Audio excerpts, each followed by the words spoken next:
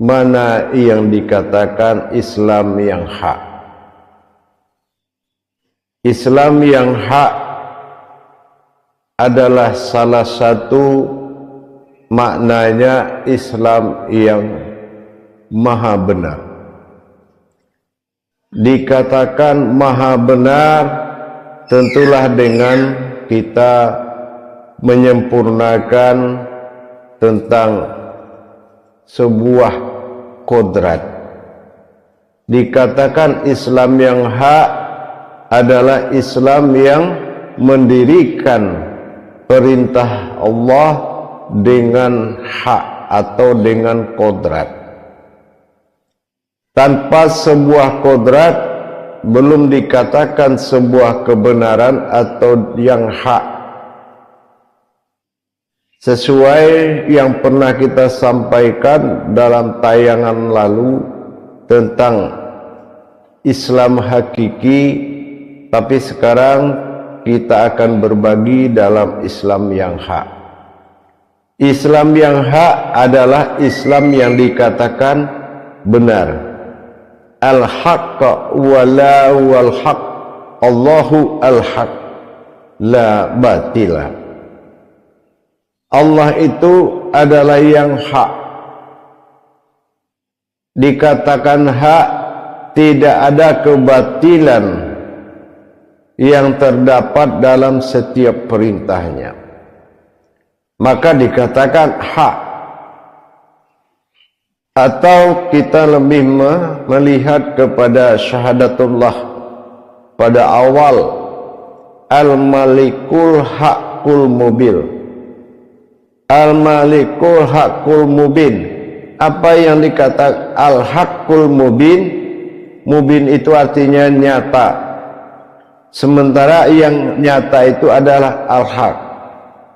Mana yang dikatakan al-haq? Yang dikatakan al-haq yaitu berdirinya kodratku menghadap kepadaku atau menyembahku. Bagaimana kita memahami makna tersebut? Al-Haqqul Mubin dengan nyata. Nyata yang dimaksud di sini adalah bisa menyatakan, ya. Nyata yang dimaksud adalah menyatakan kebenaran tadi, yaitu hak. Di sini saya sampaikan sebagai jalan untuk mengingatkan agar kita mendapatkan syafaat dalam menjalankan amanahnya. Tanpa syafaat tidak mungkin amanahnya bisa kita kerjakan. Salah satu contoh syafaat itu berasal dari wahyu, ya. Awalnya aku berkauni pada diriku, maka berkutsilah aku terhadap wujud diriku. Dalam kutsi ini sesungguhnya adalah sebuah kudus, sebuah kesucian. Kesucian ini yang difirmankan berupa wahyu, namanya Al-Quran. Al-Quran ini yang dihimpunkan menjadi syafaat. Syafaat itu ada 4. Yang pertama fikli, perbuatan. Yang kedua qauli, perkataan. Yang ketiga qalbi, adalah hati. Yang keempat khariri, adalah ketetapan. Ini adalah menuju yang hak. Kenapa kita menghadap sebuah kiblat untuk menghadap Allah? Kenapa kita membutuhkan arah? Ya, apakah arah ini menentukan atau di arah ini Allah itu ada? Di dalam bentuk kiblat bukan menyatakan Allah bersembunyi di dalam kiblat. Ini jangan kita salah memahami. Kenapa? Allazi anaya min wa'ida wa aina innahu in aina. Artinya Qudsi Allah menerangkan aku sudah ada pada suatu tempat yang belum pernah kujadikan. Tidak pantas bagimu mencari aku pada tempat, ruang, jarak, dan waktu. Maka di sini kita akan melihatkan Allah tidak bertempat. Ini yang hak. Mendirikan hak adalah mendirikan kodrat yang tidak batil. Mana yang kodrat tidak batil, kita harus bisa mewujudkan kodrat yang telah dipusatkan menjadi kiblat, dan kita harus melaksanakan takbir itu menjadi sebuah kodrat. Maka dikatakan salatul marhalah fil jazadiyah, dan ditingkatkan kepada salatul mikhrabi mu'min. Artinya apa? Awalnya solat itu hanya menggerakkan jasad belaka, dikira itu sebuah amal, dan ditingkatkan lagi kepada mengarah kepada mikhrabi mu'min. Artinya orang berilmu itu dia akan tahu mana yang menghadap kiblat dan mana yang menghadap Allah. Ini artinya salat ini harus mendapatkan Islam yang hak. Apa yang dikatakan Islam yang hak? Yaitu kiblat adalah kodrat.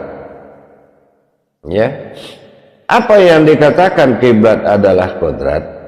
Seseorang harus tahu dikala dia bertakbir, dia harus mikrot kepada kodratnya Allah. Apa yang kodratnya Allah?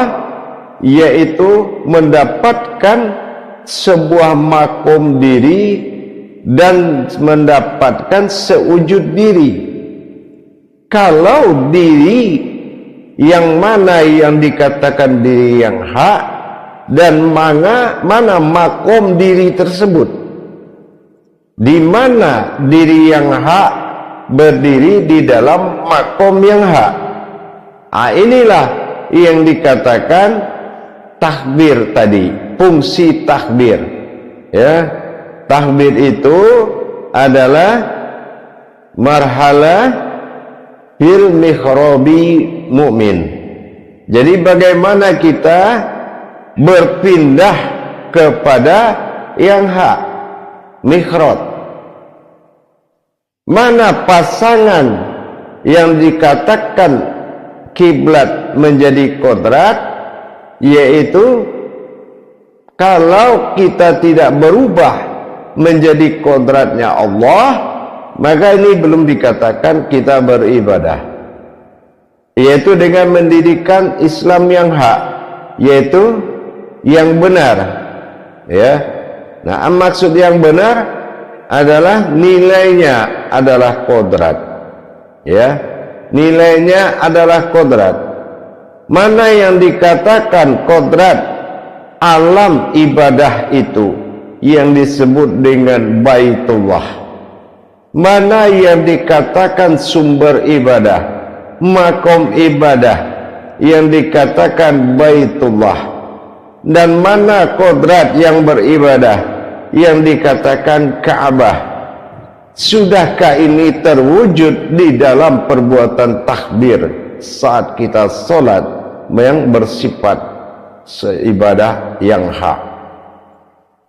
Berhadapan kedua kodrat tersebut berdiri berwujud, ini namanya ibadah diri.